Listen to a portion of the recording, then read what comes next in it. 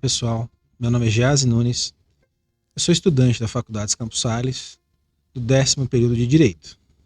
Olá, pessoal. Meu nome é Ana Paula.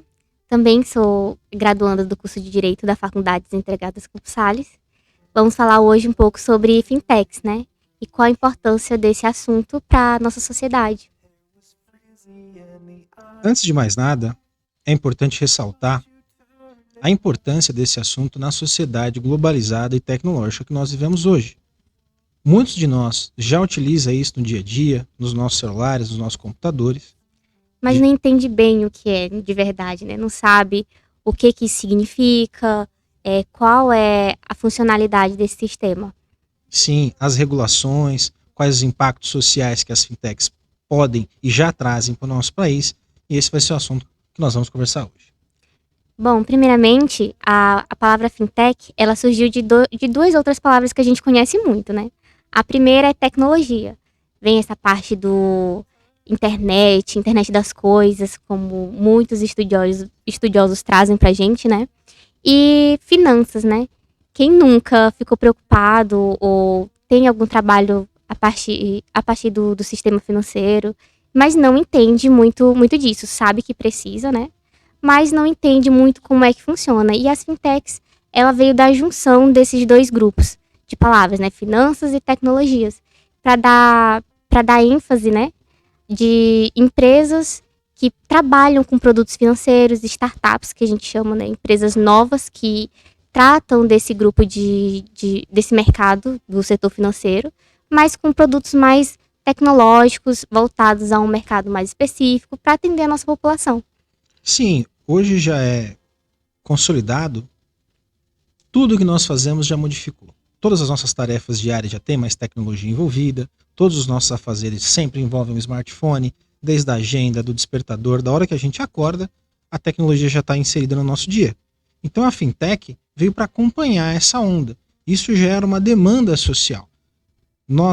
Tantos serviços já foram modernizados, popularizados, e a fintech veio nesse sentido, de atender essa demanda social, de trazer serviços financeiros para a internet 4.0, para essa era digital que nós vivemos.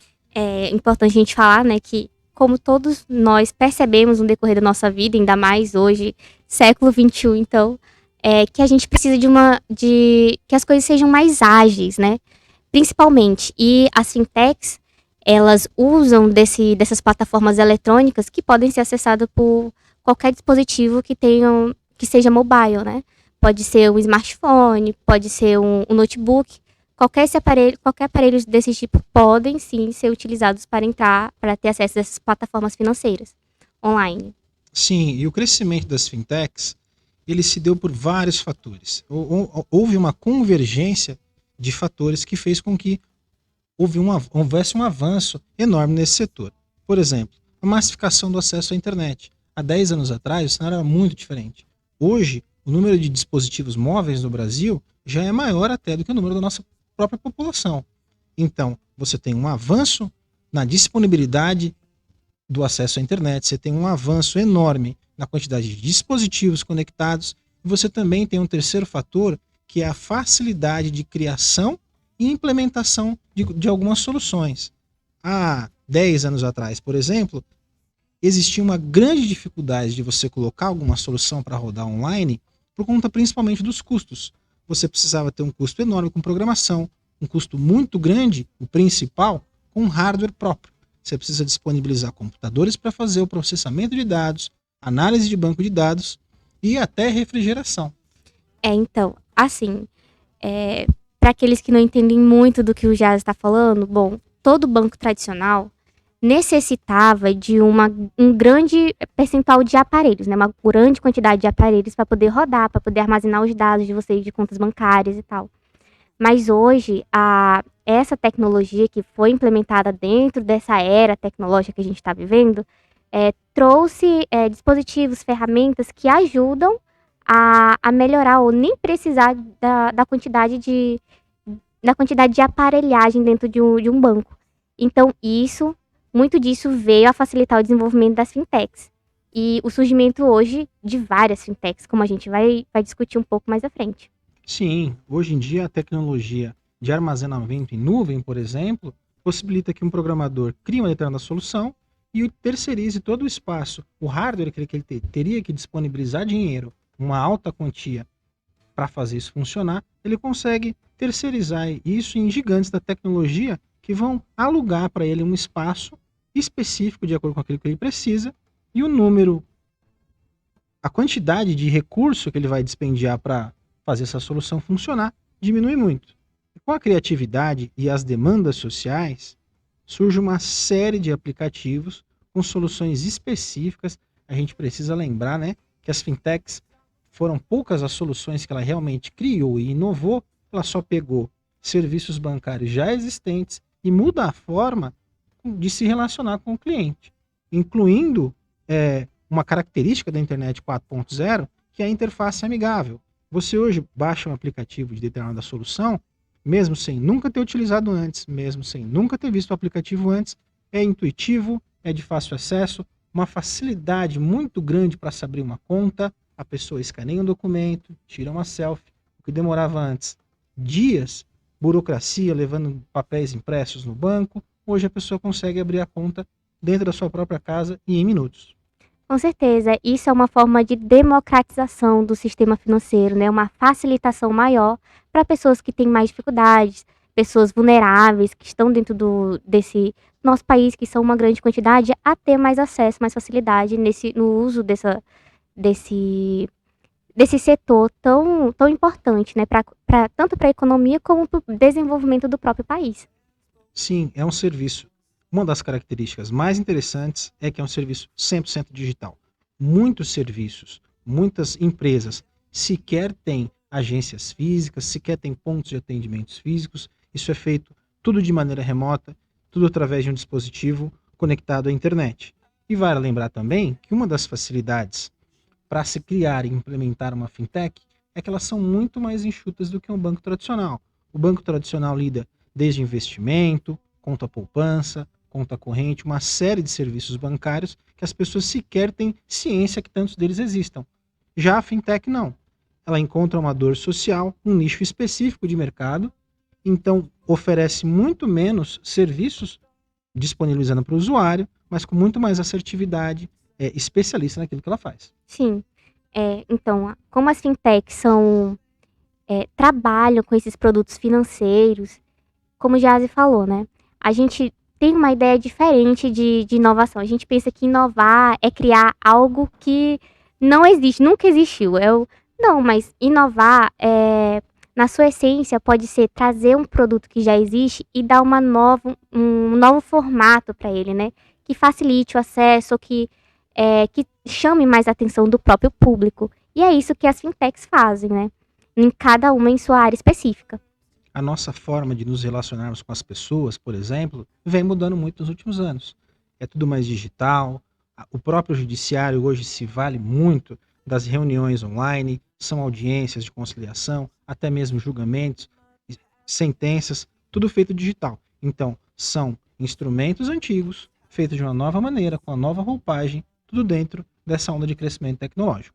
Para vocês verem como a tecnologia, como a própria internet, né, está presente em toda a nossa vida, não só na seara de uma conversa com um colega em um aplicativo de chamada, por exemplo, chamada de vídeo, mas também dentro desse setor que a gente pensava que, bom, é um setor muito denso, que é o setor financeiro, mas ele está presente, a tecnologia está presente e está buscando essa democratização do acesso a esse mercado, vamos assim dizer. E a fintech, a gente está trazendo a fintech como um meio, né, para o desenvolvimento, para o acesso, democratização desses serviços. Para vocês terem uma ideia, os serviços ofertados por fintechs hoje são muito parecidos com os serviços que o banco regular oferece. Serviços de crédito, soluções de pagamento, abertura de contas. Inclusive, uma das soluções inéditas que não havia nos bancos tradicionais é o crowdfunding, que é como nós chamamos popularmente de uma vaquinha online. Empréstimo coletivo, né? Sim, esse serviço é regulado, nós vamos falar sobre isso um pouco mais para frente, mas é uma das soluções inovadoras que as fintechs trouxeram, onde centenas, milhares de pessoas, independente do lugar do mundo que ela esteja, conseguem contribuir, independente do valor, para uma causa pré-estabelecida e com um valor também pré-estabelecido. Quando chega naquela meta, esse fundo fecha e a meta do crowdfunding está cumprida.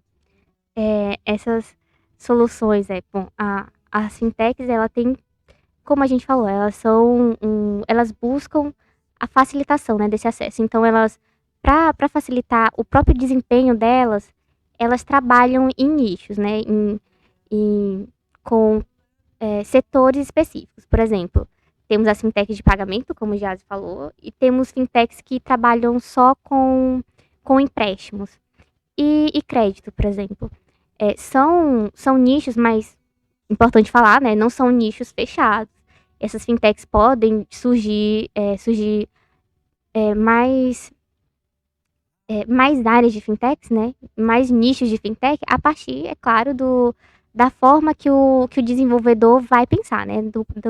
Vai depender apenas do critério de inovação que o desenvolvedor, que a pessoa que está por trás desse trabalho, né? Vai assumir, vai se responsabilizar. Sim, dentro dessa área é importante ressaltar dois tipos de fintechs, né? A SCD e a SCP.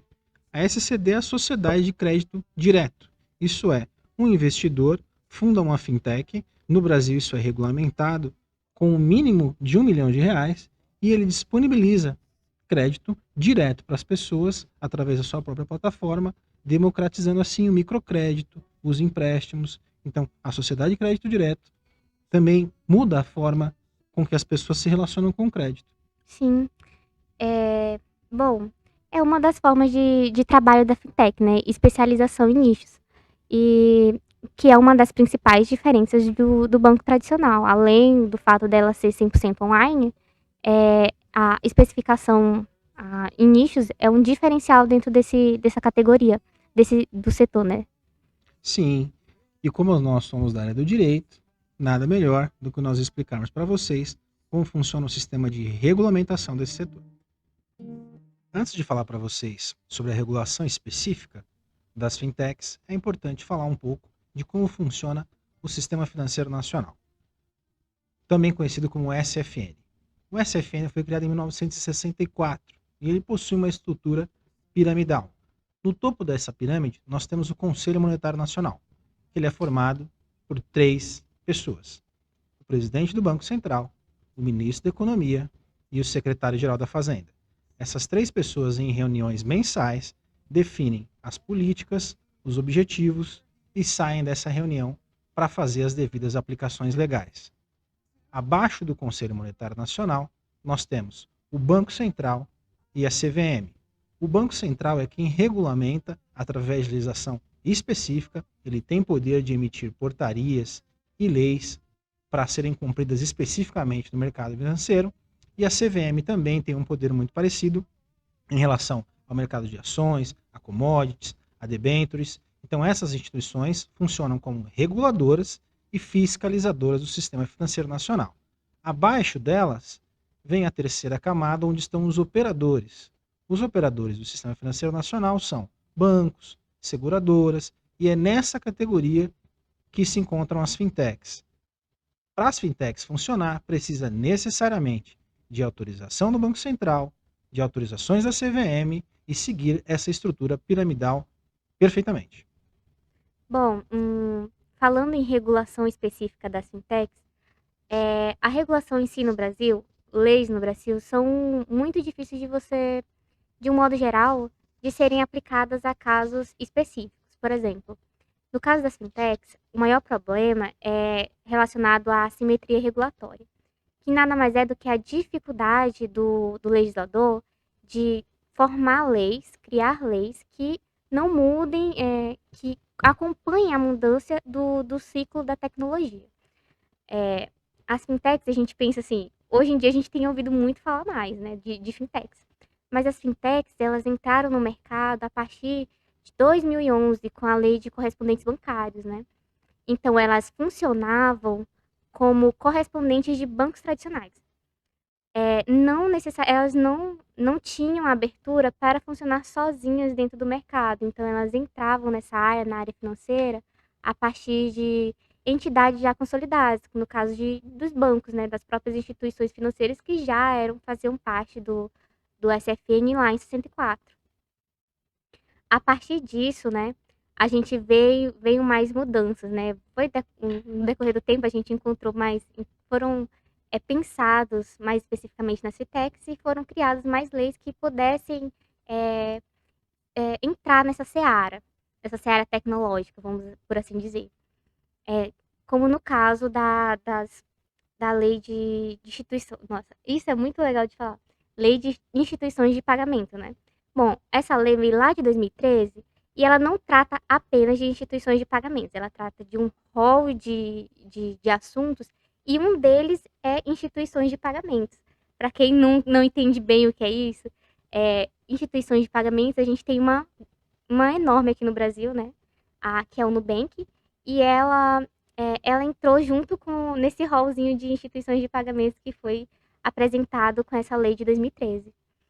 Bom, essas instituições de pagamento, elas elas entram dentro do SPB, que é o Sistema de Pagamentos Brasileiro, e foi aí que deu essa grande virada. Foi o aumento do número de fintechs no Brasil surgiu a partir dessa lei de 2013, que como na maioria, para quem assiste e gosta de acompanhar o desenvolvimento da legislação brasileira, sempre aparece alguma legislação que trata de milhares de coisas e uma delas lá específica não tem nada a ver, como foi o caso das instituições de pagamento, nesse caso. Bom, depois disso, para a gente ver como o sistema do SFN, o Sistema Financeiro Nacional, ele é um pouco mais rápido, avança em pés mais largos do que o próprio poder legislativo, né?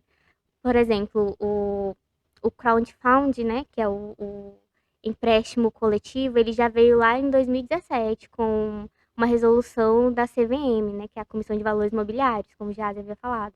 A resolução 588, ela traz essa instituição, né, que é o crowdfunding, e trata ele como o próprio sistema, um sistema onde tem um financiamento aberto, né? Qualquer pessoa pode participar, pode financiar e pode pedir um financiamento dentro do crowdfunding, né? Que são fintechs específicas que vêm para trazer quem precisa aproximar, né? Quem precisa de dinheiro para financiar seu negócio de pessoas que podem emprestar, né? E essa foi uma das grandes transformações também, né? Essa entrada da CVM com o empréstimo coletivo. E aí a gente volta na sociedade de empréstimo entre pessoas e na sociedade de crédito direto. Bom, essa é uma regulação que veio do próprio CMN junto com o Bacen, que é de 2018, e ela vai trazer, né, a figura da CEP e da SCD. Bom, essas duas figurinhas, a sociedade de empréstimo entre pessoas, né, que também é conhecida como peer-to-peer lending, ela vai aproximar quem precisa de dinheiro, mas quem quer emprestar, quem há alguns juros, né? Bom, foi uma figura que surgiu com a legislaçãozinha de resolução própria, né, de 2018, e ela vai trazer essas figuras. Bom, com regulação específica, elas precisam pedir autorização para funcionar pelo Bacen, assim como as instituições de pagamento, e tem todo um rol de pré-requisitos que elas têm que trazerem, né, para funcionar. Essa lei de 2013, ela traz à tona um sintoma que nós vamos conversar um pouco mais à frente, mas um sintoma muito grave no Brasil, que é a assimetria regulatória. Para você emitir uma regulação super importante para o mercado financeiro, é necessário que você coloque alguns parágrafos em uma lei que trata de diversos outros assuntos. É curioso falar, mas um dos assuntos que essa mesma lei que regula o mercado financeiro trata, fala sobre a safra de cana-de-açúcar do ano de 2013. Então, a demora nos ritos do Poder Legislativo acaba fazendo com que o legislador utilize como se fosse um vagão de trem e coloque diversos outros artigos que precisam ser aprovados em uma lei sobre outros assuntos. Então, visto isso, como o Banco Central e o CMN têm poder de legislar, é muito mais dinâmico e para acompanhar a velocidade da tecnologia, da criação de produtos, de dispositivos, em que hoje a tendência é que cada vez mais a legislação sobre essa matéria seja através de portarias e decretos, tanto do Banco Central como do CMN. Então, isso é uma característica própria, né, do nosso sistema, mas não só do Poder Legislativo brasileiro, né? Isso também é um sintoma que pode ser visto em outros países. Mas aqui no nosso país, a gente é, é muito fácil de ver isso a partir da criação, por exemplo, da lei das startups. A lei das startups, ela é uma lei complementar 182 que surgiu lá em 2021, que fala das startups, marco legal das startups e da sandbox regulatória. Mas a própria CVM, junto com o Bacen, já vinham trazendo esse tema em 2020. Então, primeiro veio uma resolução própria do CMN com o Bacen, e depois veio uma lei específica, veio uma lei complementar, 182, de 2021. E pegando esse gancho, essa lei das startups de 2021 também trata de um assunto super importante que nós vamos conversar a seguir, que é sobre o sandbox regulatório, que é um mecanismo que promete acompanhar muito mais de perto a velocidade de desenvolvimento de soluções e o dinamismo do mercado financeiro. Então, pessoal, vamos continuar. Vamos falar um pouco agora sobre requisitos técnicos para a implantação das fintechs. Técnicos e jurídicos, né? Já que o nosso tema é o direito, vamos entrar mais nessa seara jurídica agora. Bom, a própria fintech, cada uma delas tem como eu posso dizer, umas especificidades dentro do assunto delas, né? Dentro da tratativa delas para entrar dentro do mercado financeiro. Mas a principal, e isso vai para todas as fintechs, é a expressa autorização dos órgãos reguladores do sistema financeiro, né? Do Bacen, mais especificamente. Bom, o Bacen, ele possui uma resolução específica para tratar de quais são os requisitos mínimos para a fintech operar. Um deles, no caso de sociedade de empréstimo entre pessoas e sociedade de crédito direto, é o capital. No mínimo, para elas poderem operar, elas têm que ter um capital base de 1 milhão. Sem esse capital, eles não conseguem operar dentro do sistema financeiro nacional. Já é um pré-requisito estabelecido pela resolução do Bacen. E esses requisitos, além do capital, né, da sociedade, eles também têm a ver com a idoneidade daquele empreendimento, idoneidade moral dos administradores, dos sócios, e requisitos de capacidade técnica que aquelas pessoas que estão envolvidas tanto em relação ao negócio, quanto em relação à capacidade de seus administradores, né, têm para operar dentro do sistema financeiro, né? Os sócios, os diretores, o possível presidente de uma fintech passa por uma sabatina onde ele responde questionários técnicos para o Banco Central. Não basta ter o capital de R$ 1 milhão, não basta ter uma boa ideia para se criar uma solução, você precisa ter capacidade de administração e entender muito de mercado financeiro.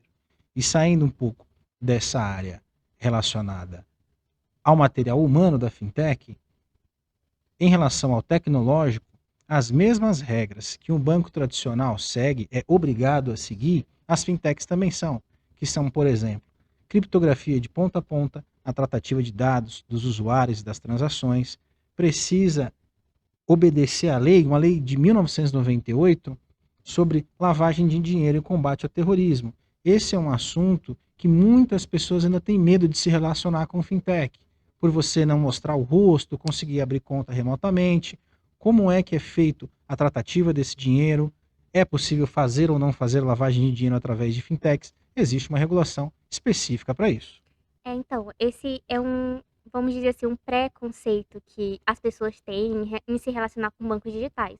É não saber se eles possuem os mesmos requisitos de segurança para poder operar, né? Principalmente, como o Jazzy falou, quanto a crimes, né? A segurança que eles têm para tratar, como é que eles tratam dos crimes, como eles fazem a prevenção à lavagem de dinheiro, ao próprio terrorismo, ao financiamento ao terrorismo que pode ocorrer dentro de, de, de instituições que trabalham com o sistema financeiro.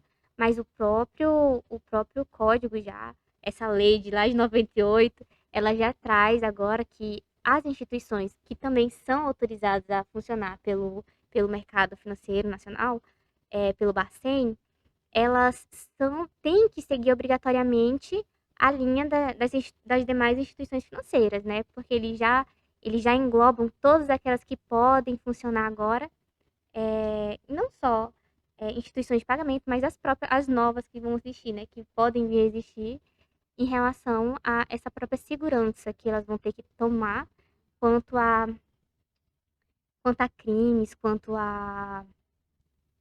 Sim, ela já entra embaixo de todo esse guarda-chuva legal de onde os bancos operam. Então, são instituições que precisam de idoneidade moral, capital líquido mínimo e todos os requisitos técnicos relacionados à criptografia e a obedecer esse guarda-chuva jurídico que os bancos tradicionais já operam. Então, isso traz muito mais transparência. Inclusive, é obrigatório o registro de log de todas as informações de quem depositou, de quem sacou, para onde foi transferido esses recursos. Então, através disso, o Banco Central consegue mitigar muito e se houver algum tipo de operação de não idônea, uma suspeita de financiamento, de lavagem de dinheiro, todo esse registro é feito E e é possível. precisa ser informado para a entidade que cuida do sistema financeiro, para o Bacen, para aquelas que eles se submetem, né? Inclusive, sob pena de perder a autorização para funcionamento. Isso vale tanto para uma instituição financeira consolidada, quanto para uma fintech que pode estar vindo operar nesse mercado. Sim, vale ressaltar que todo esse conjunto de regras que a gente acabou de falar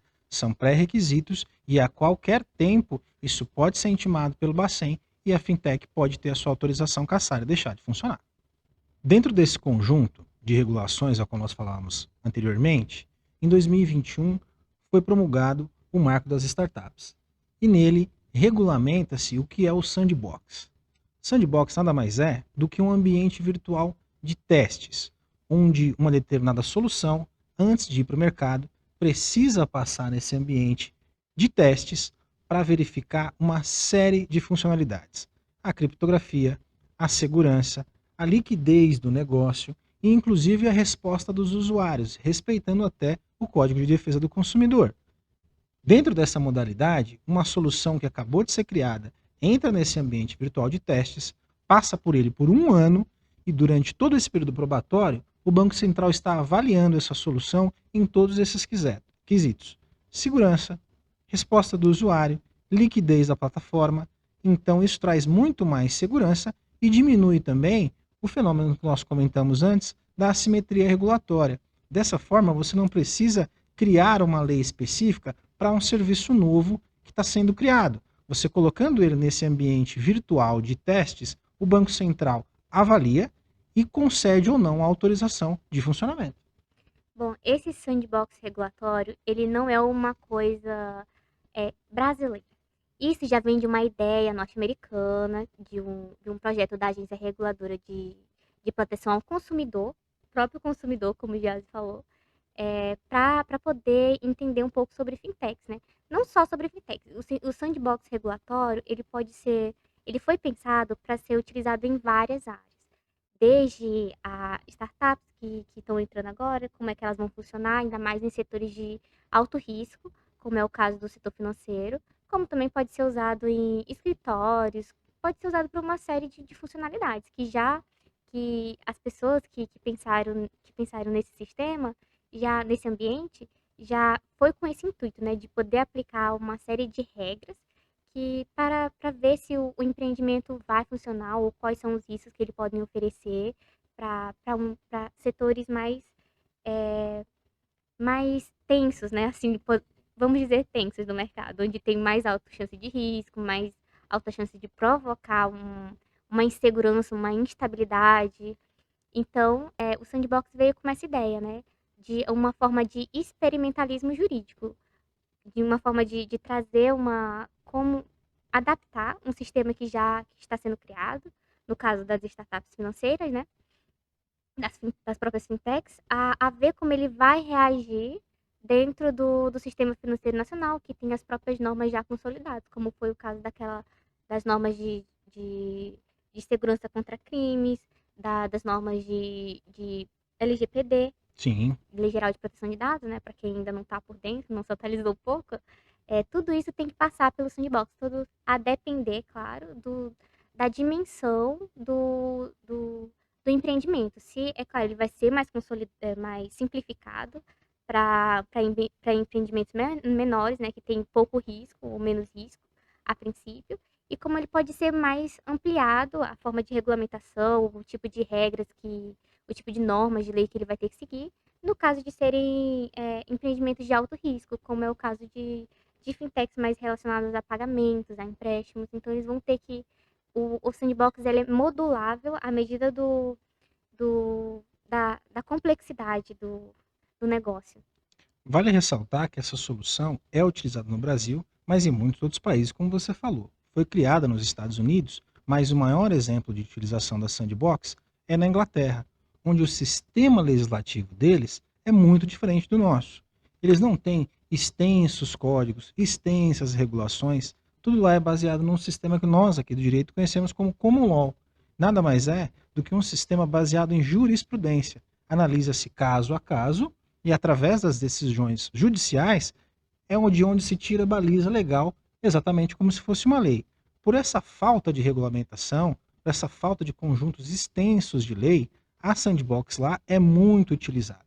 Para cada solução que o mercado de fintechs vai criar, eles inserem na sandbox, fazem os testes necessários, inclusive também com relação a bugs do próprio sistema, ao sistema estar sempre disponível para o consumidor no ar ou não, a criptografia, a segurança.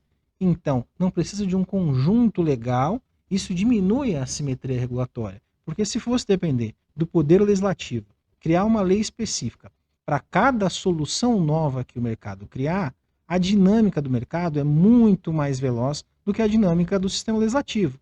Então, com a utilização massiva da sandbox, essa assimetria regulatória na Inglaterra quase não existe. Quase 100% das startups criadas por lá passa por esse sandbox, acelera o seu processo de homologação e de aprovação e assim fomentando muito mais o mercado. Soluções novas criadas a cada dia são implementadas a uma velocidade muito mais rápida do que se dependesse do sistema legislativo.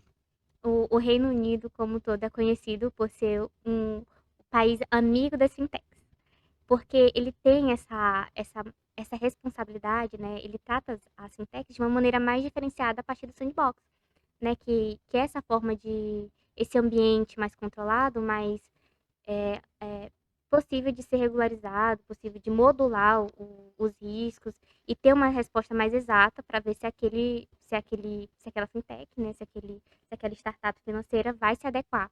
Então ele é realmente conhecido como um lugar que é amigo das fintechs. Sim, e esse é o caminho que o Banco Central brasileiro quer trilhar. Regulamentou o que é sandbox e já vem colocando embaixo desse guarda-chuva, nesse ambiente de testes, diversas empresas. Uma das maiores que eu tenho certeza que a grande maioria do nosso público conhece é o próprio Mercado Pago, uma solução de pagamento amplamente usada, muito conhecida por ser uma solução atrelada a uma grande plataforma de e-commerce que é o Mercado Livre. Essa solução está passando por esse processo, já é disponível para o usuário já utiliza, já testa as suas funcionalidades, mas ela está debaixo desse guarda-chuva de aprovação ainda do Banco Central. Bom, o, no Brasil, né, a gente já falou que ele está tratando o sandbox, e ele é uma coisa bem recente, né? Em 2021, que foi aprovado as pessoas que tiveram interesse em participar, e elas tinham que seguir, dependendo da prioridade. Foi estabelecido uma quantidade de prioridades que, a partir delas, né, aquelas fintechs que se interessavam seriam mais bem-vindas, mais receptivas a esse primeiro ciclo, né?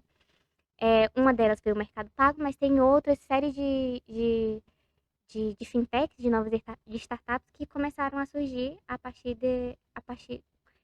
tentaram empreender nesse ramo Sim. dentro do sandbox regulatório para ver como vai funcionar. A gente ainda não tem uma resposta definitiva, porque como começou ano passado, o período esse primeiro ciclo ele vai durar um ano. Então, até agora, o Bacen ainda não divulgou muito como está sendo, o que está acontecendo, se já está sendo implementado, o próprio sandbox, né?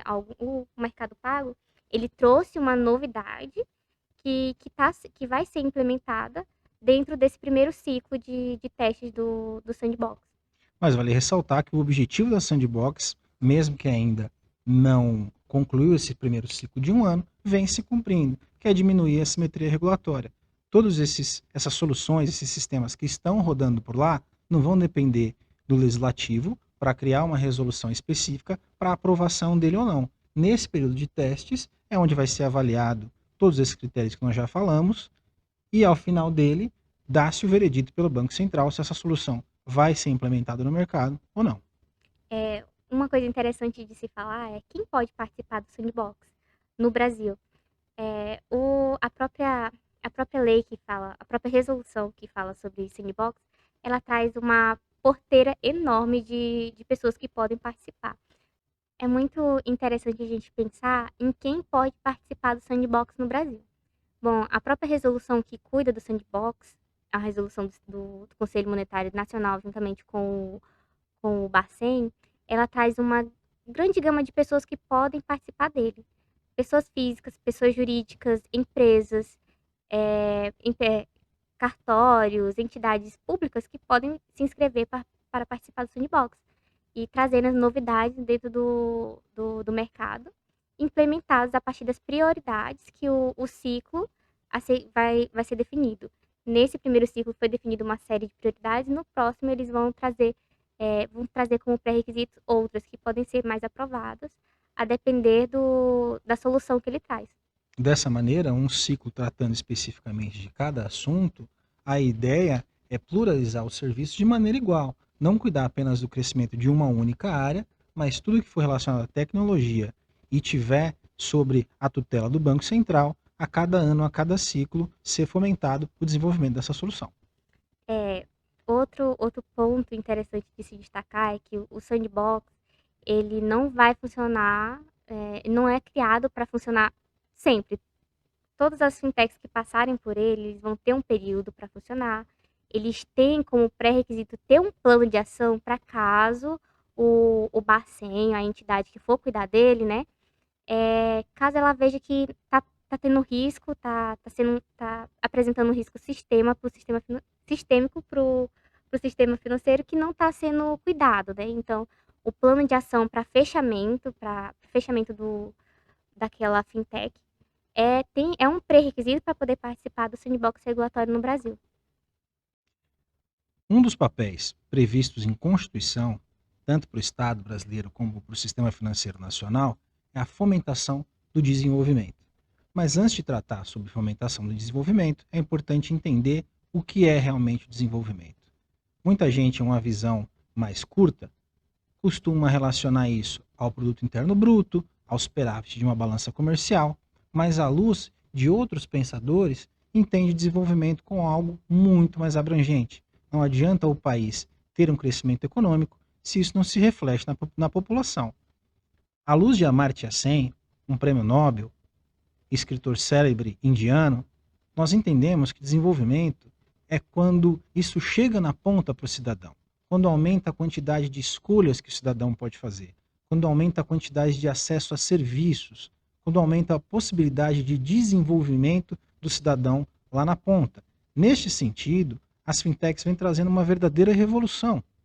A partir da regulamentação e do crescimento exponencial das fintechs, nós temos um fenômeno conhecido no Brasil como mega bancarização.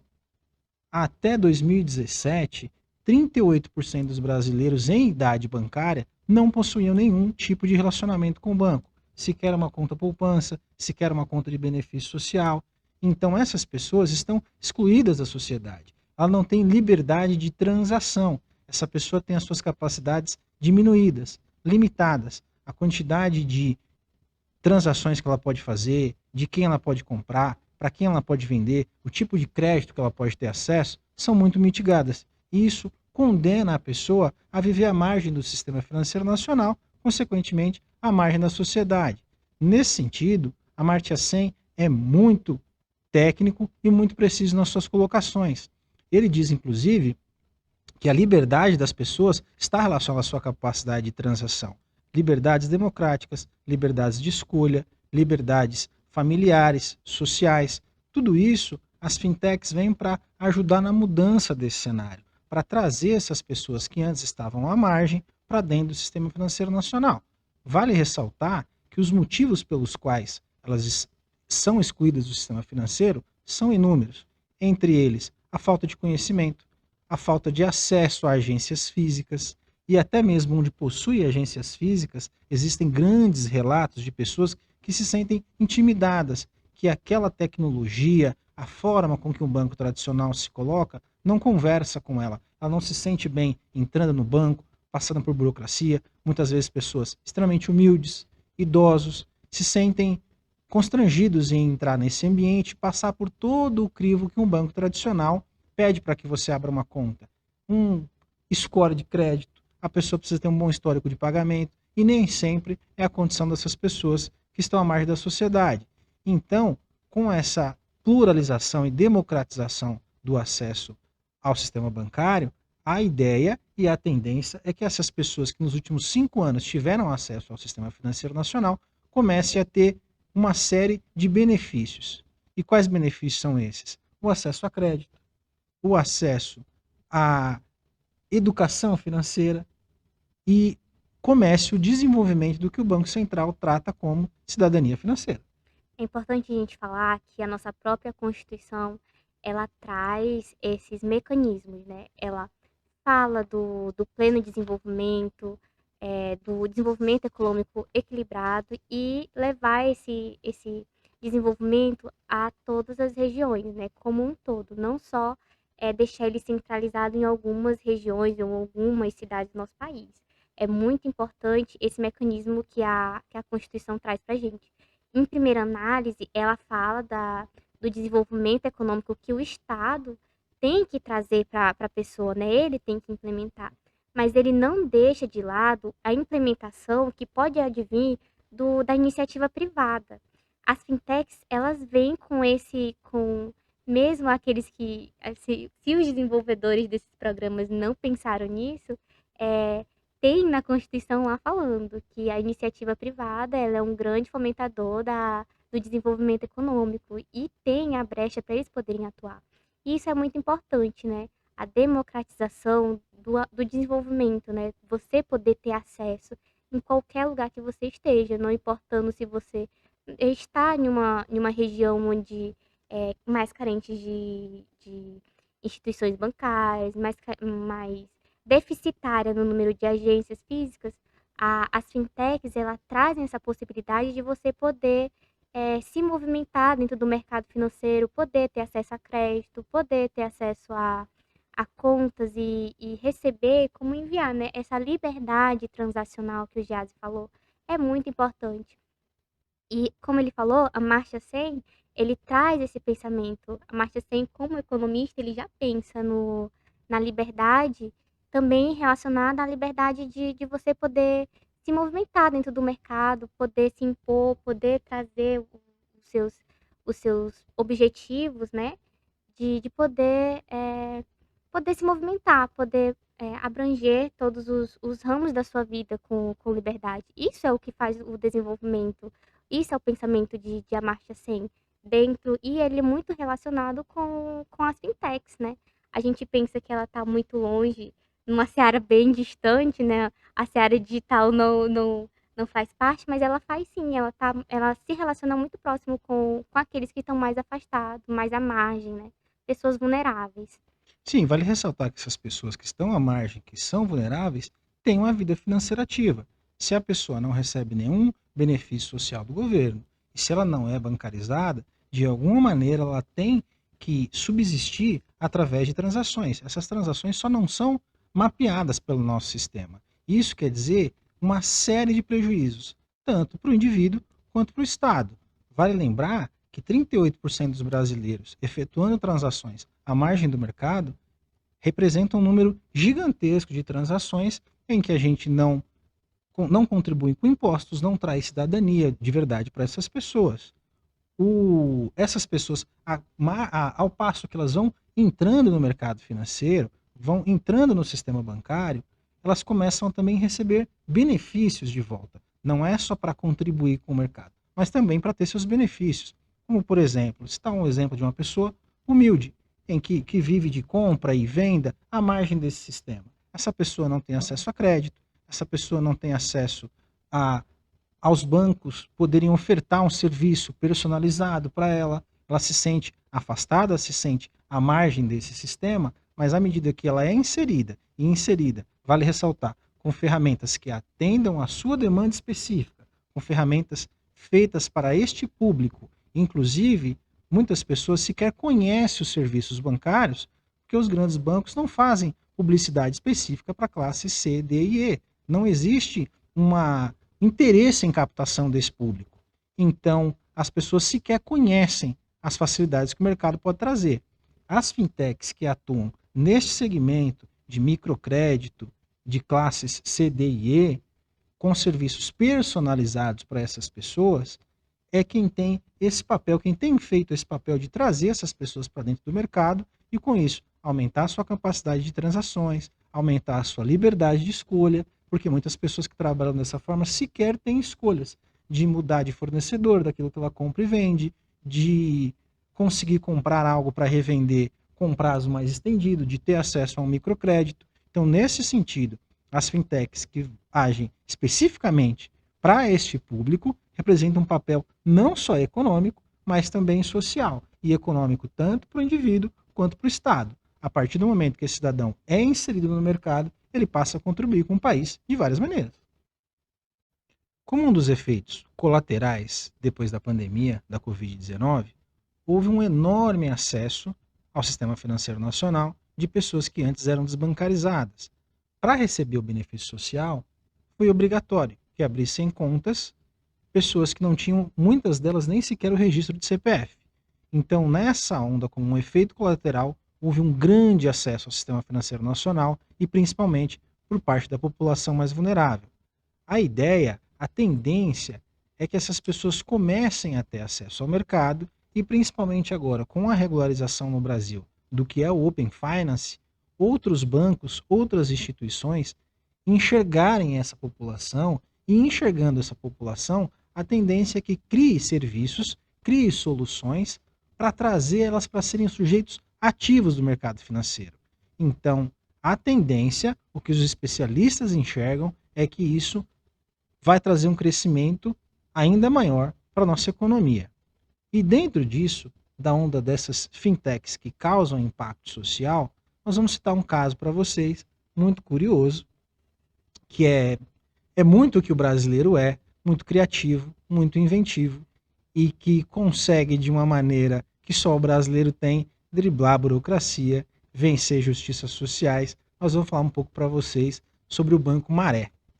O Banco Maré é o banco de uma iniciativa de um programador carioca que, depois de terminar sua graduação na FGV, queria dedicar a vida dele a uma causa mais social.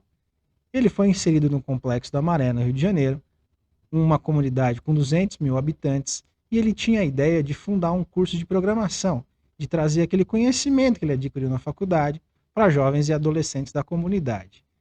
Para surpresa dele, chega na comunidade, uma comunidade de 200 mil pessoas não tinha sequer uma escola de ensino médio. Então isso impossibilitou que ele criasse esse curso para aplicar para os jovens e para os adolescentes. Já tendo um relacionamento com a comunidade, ele começou a ouvir as pessoas. E isso é muito importante na hora da criação de qualquer solução para o mercado. Entender uma dor social. Diversos moradores da comunidade procuraram ele e disseram: nós não temos uma única maneira de pagar uma conta dentro da comunidade. Nós precisamos pegar ônibus e nos deslocar para outros bairros próximos, onde tem casa lotérica, agência bancária. Entendendo essa dor social, esse empreendedor se juntou com mais 2 outras pessoas e fundou o Banco Maré, que é uma solução 100% digital, feita apenas por um aplicativo de celular, e começou a efetuar pagamentos de contas públicas dentro da comunidade. Quem antes precisava gastar recurso financeiro e tempo para sair de lá para pagar uma conta de água, de luz, de TV, aos poucos o primeiro cliente foi, espalhou para dentro da comunidade, o segundo foi, o terceiro foi, e no primeiro semestre de funcionamento tiveram um volume de 23 milhões de reais em transações. Então isso é uma amostra de como uma fintech pode causar um impacto social positivo para o país, para o mercado e principalmente para as pessoas que mais precisam. Outro exemplo agora um pouco maior do que o Banco Maré é um exemplo que a gente tem da M-Pesa, que é uma fintech, é uma iniciativa de uma empresa digital lá de Moçambique. Ela chegou com a iniciativa de pensar, né, ter o pensamento de criar algo para poder fazer transferência de recursos entre pessoas, né? Você poder depositar e receber dinheiro para a pessoa em qualquer lugar. E isso através do seu smartphone, né? Você entra lá, você faz a transferência de créditos e a pessoa pode retirar em um correspondente físico o próprio dinheiro, sacar lá. E isso movimentou extremamente não só em Moçambique, mas do continente africano, acabou tendo uma grande adesão a essa estratégia da M-Pesa, né? A aderência dessa forma de negócio a vários lugares, a várias cidades, vários países de lá. Então, E é, isso é um dos exemplos maiores que a gente pode trazer para vocês de solução digital que trouxe uma diferença para no âmbito do desenvolvimento econômico, né?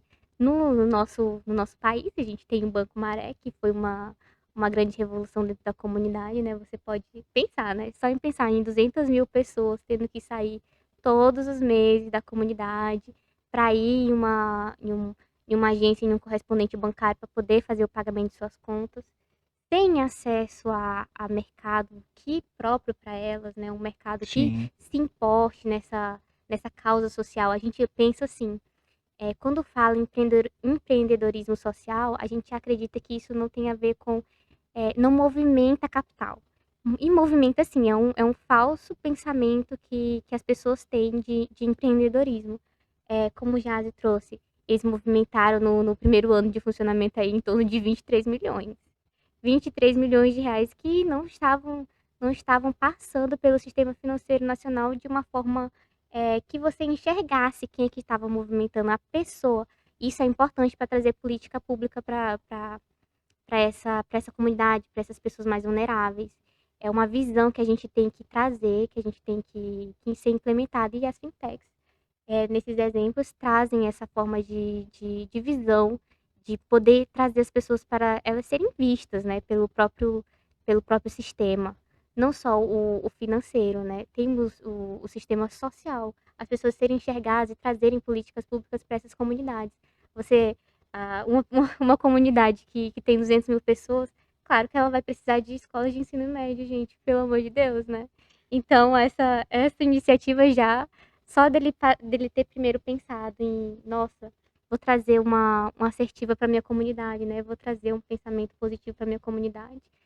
Mas ele tem sempre empecilhos e é isso que acontece. Essas formas de relação entre a pessoa que quer inovar, ela acaba encontrando empecilhos do próprio Estado. esse exemplo que nós trouxemos do Banco Maré é a prova cabal de que você pode sim fazer diferença social através do mercado financeiro e obtendo lucro. Esse é o principal motivador do mercado financeiro, é a obtenção de lucro. As estimativas no Brasil hoje é que as comunidades que o sistema financeiro nacional não enxerga movimentam um total de 65 bilhões de reais por ano. Então tem muito dinheiro parado e muito desenvolvimento social para ser feito. Implementado, né? Sim, e o Banco Maré, merecidamente, hoje é ganhador de diversos prêmios internacionais, incluindo o MIT, incluindo a ONU. Então, esse é o tipo de negócio, e isso é raro de acontecer, que agrada a todos os polos envolvidos. As pessoas que têm a sua vida financeira modificada, têm a sua cidadania financeira implantada, faz diferença social na comunidade e faz diferença também para os investidores que investem nesse mercado do terceiro setor, obtêm um lucro, que isso é importante para as iniciativas continuarem sendo criadas, e faz diferença social na ponta. Exatamente.